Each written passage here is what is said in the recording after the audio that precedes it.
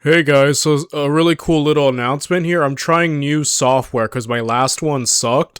I used Movavi throughout my entire YouTube career, at least in this channel, and due to many issues, I decided to switch to OBS. And so this is my first video recording in OBS. My glasses dirty. Okay. um, and so I'm gonna see how well this runs and if it runs well, and hopefully it does. So, yeah. So today we're looking at a video called 10-Minute History, The Fall of the Ottoman Empire and the Birth of the Balkans. Now, we've covered mainly in this channel the peak of the Ottomans and the rise of the Ottomans through kings and generals, and some of the subsequent videos following that, we saw a lot of the rise of the Ottomans and when they were becoming the global superpower that they eventually did end up becoming. All I know about the fall of the Ottomans is fast forward to World War One, when the empire was literally, that's when the empire fell. World War One kind of has that distinction of kind of being like subtitled the end of the empires, like with the fall of Russia, of Russian Empire, and the Ottomans. So it was a really unique era, and I mainly know I mainly know the Ottomans at that point. So yeah, it'll be cool to see what like governmental systems or structures led to its downfall, or like how much of the sultans or led to it. So I'm really interested in finding out why exactly it fell and how the Balkans became the Balkans as we know it. So yeah, I really want to get to the video, but before I do, I just want to say if you want to watch the original video by History Matters, the link to the video is down in the description down below. It's always the first. And if you enjoy my content and want to help me out, feel free to like, comment, and subscribe. It would help me out a lot, actually. So yeah, with that said, without any further ado, let's get to it, shall we? Let's watch 10-Minute History, The Fall of the Ottoman Empire and the Birth of the Balkans by History Matters. 1804 and the Ottoman Empire looks like this. Europe was in the midst of the French Revolutionary Wars, which had seen an invasion of Egypt in 1798. Alongside the British, the Ottomans pushed the French out, and during the chaos, a man called Muhammad Ali, an officer from the Albanian provinces, seized control of Egypt in 1805, becoming its viceroy. The early 19th century also saw a revolt in Serbia, which began in 1804 in response to their treatment by the Ottomans. The Serbians asked Russia for help, which the Russians gave during the Russo-Ottoman War, which began in 1806. So the man in charge of the Ottoman Empire at this point was Sultan Selim III, who was primarily a reformer and a modernizer. One of these reforms was the modernization of the army. This was resisted by the the Janissaries, who in their original concept were basically slave soldiers, right? Like they were taken from provinces and just made to basically serve the emperor. I mean, emperor, sultan. Okay, so they wanted to keep their privileged position in society. In battle, they performed poorly compared to their European counterparts. Janissaries, an order of what was originally elite slave soldiers, but over time had become a corrupt, bloated group of politically active free men. Selim created a new corps of infantrymen called the New Order, which doesn't sound menacing at all. The Janissaries revolted, deposed Selim in 1807, and replaced him with a new sultan, Mustafa IV. Mustafa immediately faced a counter-rebellion, and so he ordered that Selim be killed as well as any other potential heirs to secure his position. He didn't quite get them all though, and so the rebel army deposed him in favour of his brother, who became Sultan Mahmud II in 1808. In 1812, the Ottomans signed a peace treaty with the Russians, yielding this territory. So, the Serbian Revolution was still ongoing at this point, and after a brief Ottoman reconquest, Serbia was granted the status of a semi-independent principality in 1817. This would not be the last Ottoman defeat in the Balkans, though, as demonstrated by the Greek War of Independence, which began in 1821. The Ottomans failed to suppress the revolution, and so Mahmud turned to Muhammad Ali of Egypt to help, which he did. Ali was much more successful than Mahmud had been, and within 3 years the revolt was essentially broken.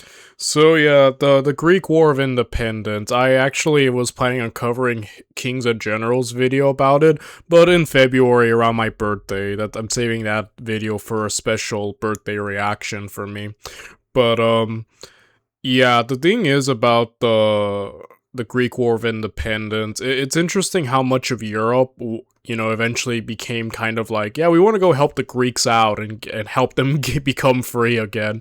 I'm an English major, for anyone new on this channel. I graduated with my bachelor's from university last summer. So, yeah, I'm sorry if I keep looking away. There's like bugs flying around. Like, it's a little weird. I don't know where they're coming from. But sorry. But point is, like, in one of my earlier classes, I remember we were kind of looking into Frankenstein and how Mary Shelley, basically created the story from like kind of like a bet or competition. Wait. Sorry, I'm just looking at this. Yeah. So, and eventually led to the discussion of Lord Byron, who was very wild, a very wild man, almost like a rock star poet, if it were, or as close to a rock star, I guess, as you can get back then, and kind of how he ended up becoming like, yeah, I want to go help Greece out, so he went to Greece and, died. But, yeah, like, I kind of thought about that. Like, it's kind of like some of my earliest knowledge about, like, the Greeks' struggle for independence, and something I plan on hopefully looking more into in the future on this channel with all of you. So, yeah. What if you can create your own website? The Greek War of Independence had caught the eye of the major powers. Okay, so let's see. The Greek revolt. The revolt was because of harsh treatment and rising nationalism. The Greeks called themselves Romans up until this point. Wow. That's interesting. I mean, obviously, I think most would agree with me, the fall of the Roman Empire, as we know it, was the sack of Constantinople, right, with Mehmed II the Conqueror. Though it does make sense that the Greeks who still were living in the, even under them, still called themselves Roman. That's very interesting. Kind of reminds me of like the West, even though the West fell with the last, Roman Empire. What was it, like Romulus Augustus or something like that? Like, you know who I'm talking about. That still, even though that's when we consider the fall of the West, many Latins still living even after that event still thought they were Romans and still thought the Roman Empire was there. It's a really interesting video. You can look it up from History's Craft or Historian's Craft. When did the Romans think Rome fell? It's a really interesting video. I definitely recommend it. We did cover it on this channel, so kind of like we're seeing that equivalent, but with the Greeks, So yeah. Powers though, and Russia, Britain, and France had been trying to pressure the Ottomans into letting Greece go, which they refused. Domestically, Mehmed was attempting to modernise the Ottoman state, and like his predecessor, he ran into opposition from the Janissaries. The Janissaries revolted, but unlike the last time, the Sultan's forces won, and after crushing them in 1826, Mehmed had the Janissaries dissolved. Mehmed oversaw further reforms, including...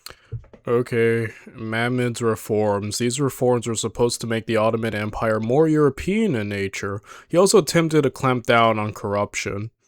Admirable.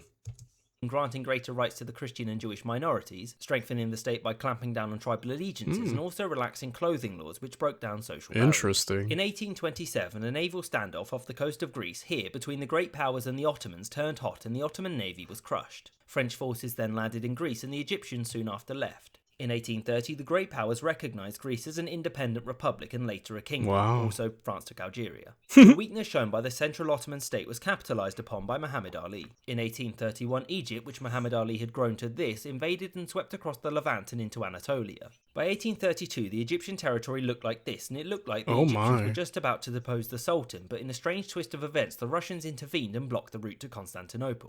Britain and France put pressure on Ali, and so in 1833, a peace treaty was concluded which gave Egypt control of this territory, but it was still technically a vassal of the Ottomans. Tensions between Muhammad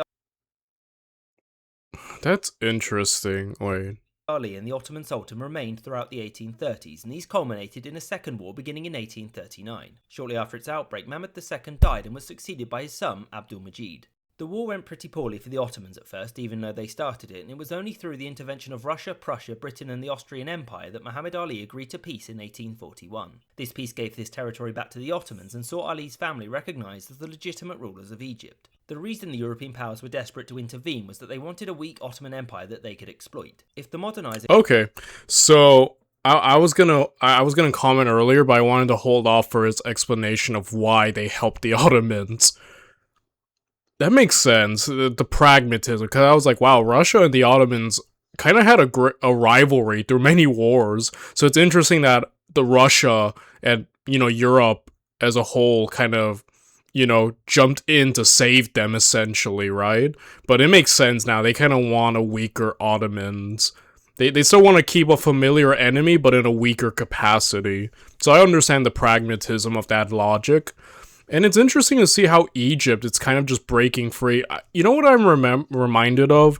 The epic history Napoleonic War series, when he invaded Egypt. I remember epic history stating that the Egyptians were kind of ruled by the Mamluks and had autonomy from the Ottoman Empire, despite the fact that it still was a part of the Ottoman Empire. Almost kind of breaking into a vassal kind of territory. And that makes sense now, like, I definitely see that, but considering how poorly Egypt did, against, obviously, the advanced armies of Napoleon, and now seeing them here, basically, and he mentioning the reforms of Egypt, I think he just said, so it seems like the Egyptians, or Egypt, like, really advanced to the point where they became... while a vassal, essentially started, like, wrecking the Ottomans, and were threatening to take it, or, yeah, threatening to just take the empire. That's insane. That's a unique, twist of events there. An assertive Egypt were to have won the war, then the European powers could have been shut out and lost their influence in the region. The most important aspect of international diplomacy for the Ottomans in the second half of the 19th century was its relationship with Russia. So Russia considered itself the protector of all Christians within the Ottoman Empire, and France, under Napoleon III, wished to take that mantle for itself. The Russians demanded that their position be respected, these demands weren't met, and war. The Russians invaded the Balkan principalities of Moldavia and Wallachia, thus beginning the Crimean War. Yeah, we covered the Crimean War in this channel. We saw one video about it, though in that video I got comments saying that the video wasn't a good representation of the actual war. But still, we kind of got the main point. France, Britain, and the Ottomans all basically jumped Russia and to get the one up on them. France and Britain, worried about Russia becoming too powerful, chose to intervene on the side of the Ottomans alongside the Sardinians. Long story short, the Russians did well initially, the Allies invaded Crimea, hence the name. Okay, the war was seen as deeply religious by the combatants. It was the first war to see the use of rifled muskets. Oh wow, I don't remember that fact. Interesting.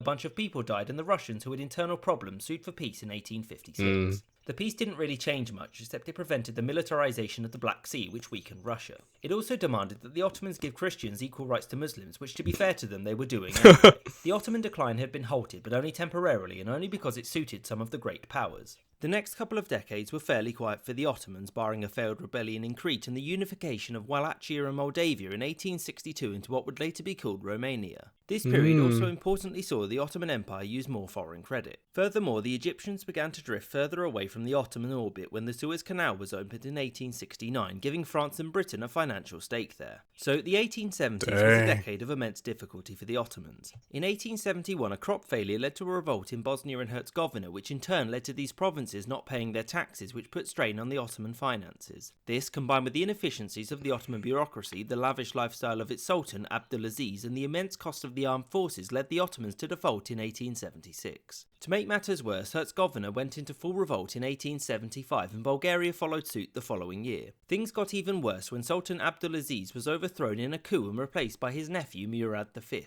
Murad had a long and... Okay, Murad became ill after... Oh, wow. Ooh, that's bad. After that, his depression was seen as weakness, and so he was disposed shortly afterwards. That sucks. successful reign, by which I meant he was in charge for 93 days before he himself was overthrown in favour of his brother Abdul Hamid II. Wow. Abdul Hamid attempted to bring in some reforms, the most notable being the Ottoman constitution of 18... Okay, this constitution was political parties were still banned from parliament. The parliament was dissolved after the Russians defeated the Ottomans. 1876. This allowed for elections and took some power from the Sultan, but ultimately it would be repealed only 2 years later. Abdul Hamid's early reign got off to a rocky start when both Serbia and Montenegro declared war. The Ottomans were able to crush the uprising in Bulgaria, and they did so brutally, which brought international condemnation, especially from Russia. The great powers sought to find a solution to the Balkan crisis, but the Ottomans rejected the demands, and so war. Romania, still an Ottoman vassal, allowed Russia to cross through its territory and soon after declared its independence. The Russian troops reached Bulgaria, and alongside offensives from Bulgarians, Serbs and Montenegrins, the Ottomans didn't fare too well. After pressure from the other great powers, the Russians sued for peace, and the Ottomans were forced to sign the Treaty of San Stefano in 1877, which turned the Balkans from this to this. Okay, an interesting theme we're noticing is just how involved the great powers of Europe are becoming. And in a way, the Ottomans kind of have sort of been listening to them and kind of relied on them. The great powers saved the Ottomans, essentially, from the Egyptian advance. And also they had to rely on the other great powers when they fought Russia. It's like, you notice that the great powers are almost just dictating what the Ottomans are doing. And it's such a unique perspective. Like, it's almost like you can see the weakness starting to show, right? As they're becoming reliant on the great powers and essentially being dictated by them, as the great powers are almost coming across as a police force for what the heck is going on with the Ottomans. Like, you'll do this. And obviously they're doing it for their own self-interest and obviously taking their own stuff, like with Egypt, because they have their own stakes and stuff. So you definitely do see that, like, the Ottomans are, in a sense, I'm not sure if this is the right word to use, but being pushed around, kind of being dictated by the great powers of Europe, and kind of slowly being sapped dry at the exact same time, because it's like, okay, we helped you, you know, we're gonna put our influence on Egypt now because of the canal opening, and okay, we'll make you have peace, but these parts are independent. Like, it's kind of like help, but like not really help. Like, I mean, you get what I mean, right? They're definitely not really there to help the Ottomans for the sake of helping the Ottomans. They want them weak, and they want to kind of preserve their own agendas, whatever they be. So yeah, you're just kind of seeing the influence stop, and it goes to show you, like, at one point the Ottomans were like soloing Europe, and that happens with every great empire. Obviously, centuries removed from their heyday, but you always see this with empires. At one point, so powerful, like, no one would dare mess with them, and now at the end, it's like, well, they're kind of being told what to do by Europe. The Bulgarian state was supposed to be a Russian puppet, which would give Russia access to the Mediterranean ports, which Britain did not like, because Britain liked Russia trapped in the Black Sea. As a response, the Congress of Berlin was called the next year, and the territories were rearranged by the great powers. In the end, this was agreed on. Romania, Serbia and Montenegro became fully independent. Bosnia and Herzegovina were occupied by Austria-Hungary, and Bulgaria was to be a semi-independent principality under the rule of Prince Alexander I.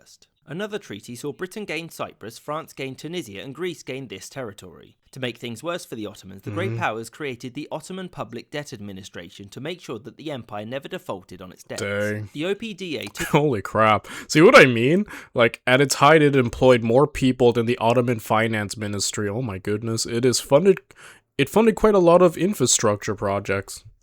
Over a significant chunk of the Ottoman economy and created monopolies on products like tobacco and cotton in order to guarantee that foreign investors would get their money. Foreign influence increased when the British occupied Egypt in 1882, mostly to secure the Suez Canal from revolt in Egypt, but also because they could. The Ottoman Empire was not without power, though. It was importantly one of the few independent Muslim states in the world, and you know, that's interesting, because at its peak, the Ottomans kind of became the power of Islam, right? The main power of Islam. You know, obviously they had their rivalries with Malmuk, Egypt, and the Safavids, but eventually defeated both enemies, and yeah, basically became, like I said, the sole superpower of Islam. So even at this point, despite you see their weakening status, they still are that and this independent force for Islam, so that's interesting. Sultan was the Caliph, the latest in the line of succession to the Prophet Muhammad and the spiritual head of Islam. The Ottomans wanted to keep this status, and so Abdul Hamid sought to modernize the state to protect it. This included wide-ranging educational reform. Okay, a significant effort was made in creating universities. Modernization was only about making the empire stronger.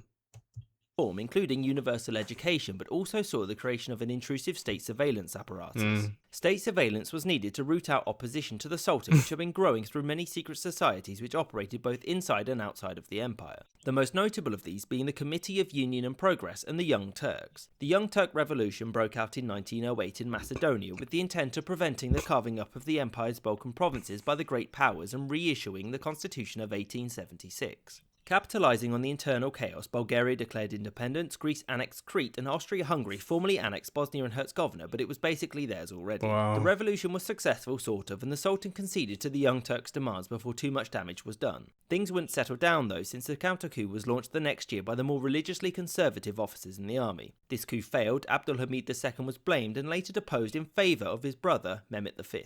The new Sultan, along with important reformers like Ismail Enver, sought to unify and strengthen the empire. These reforms went quite well at first, but again trouble came a-knocking, this time in the shape of a boot called Italy, who invaded the Ottoman province of Tripolitania, now known as Libya, in 1911. The Italians won handily, taking the North African territories and these islands. Dang. Seeing how weak the Ottomans were, many Balkan nations capitalized and invaded, beginning the First Balkan War. The Ottomans lost, Albania became independent, and the Balkans went from this to this. My goodness, what a complete disaster. Losing their hold on northern Africa and then getting kicked out of the Balkans. I think we did cover the living in Bulgaria, the history, that video, by living ironically in Europe, I think it's the YouTuber's name. So I do know about the Balkan Wars and stuff. Though I would like probably look in a different video in the future, more in depth about it, because I am interested in the Balkans. I actually did go to Greece, last summer. It was my graduation, like, gift, you know, so I really wanted to go to Greece. We first stopped at Paris, France, and we stayed there for like 2 to 3 days, and then we jumped to Greece, where we stayed the next 2 weeks, so, you know, I actually am really interested in the Balkans, and I do have, like, a really, fascination for it, you know? So, yeah, but like, dang, the Ottomans, how they fell, like, look at all this. Everyone just smells the weakness, and, like, sharks, right, just take. But yeah, so quick, back-to-back losses like that. Bulgaria was unhappy with these gains, and so about 4 seconds after this, the Second Balkan War began. The Ottomans sided with Serbia, Greece and Romania, Bulgaria lost, and the Balkans were carved up again. So the next year, 1914, was a big year for the Ottomans since World War I. Long story short, the war was lost, and after the Ottoman surrender, the British and French, under the Sykes-Picot Agreement, carved up the empire. The Turks were not happy about having their country occupied, and so fought back against the Allied powers, beginning the Turkish War of Independence. They were led by a man called Mustafa Kemal. Yeah, we covered a map video about the Turkish War of Independence, and just how, you know, the Greeks kind of tried to invade and take so much of Anatolia and then immediately got beaten back. And, you know, Anatolia to Istanbul was solidified for the Turkish. The 1920 election saw his party victorious. The British, unhappy with this, dissolved the parliament, and so Kemal founded a new seat of power, the Grand National Assembly in Ankara. War broke out soon afterwards, and within 3 years, against all odds, the Turkish were victorious, driving out the occupying powers and asserting their independence in these borders. The last Sultan, Mehmet VI, was deposed and the position of Sultan abolished in 1922, thus formally ending the 600-year-old Ottoman Empire. It is amazing how many centuries-long empires ended literally in the last century for us. I mean, in the grand scale of things, this happened really close to our time, you know? And it's amazing just how the last century, so many empires that stood for, again, centuries fell. And, yeah. Like, rip Ottomans. The next year, on October 29th, 1923, the Republic of Turkey was declared with Kemal as its first president. In 1934, he would be granted the title Ataturk, the father of the Turks. I hope you enjoyed. Yeah, when I was in the Balkans, when I was at Greece, I did some island hopping. Obviously, I went to Athens first, and then, you know, several islands like Paros and Naxos. My last island that we visited was Samos, and it's like one of the closest ones to Turkey. Even my phone was like acting up, and it said, "Welcome to Turkey." Like the Wi-Fi change, even though technically I wasn't in Turkey, I was just that close, apparently. And I did see some Turkey, you know, people from Turkey and ships bearing the flag of Turkey. So it was interesting. That's the closest I got to Anatolia, guys. One of these days, because I have a deep fascination for Anatolia and its history. Maybe if I ever go to Europe or, you know, travel the world again, I think Anatolia is gonna be a stop for me for sure. So yeah, another great video. And overall, I don't really have much else to say other than this was another great video by History Matters, and I'll see you guys tomorrow when we do something else. Bye, everyone.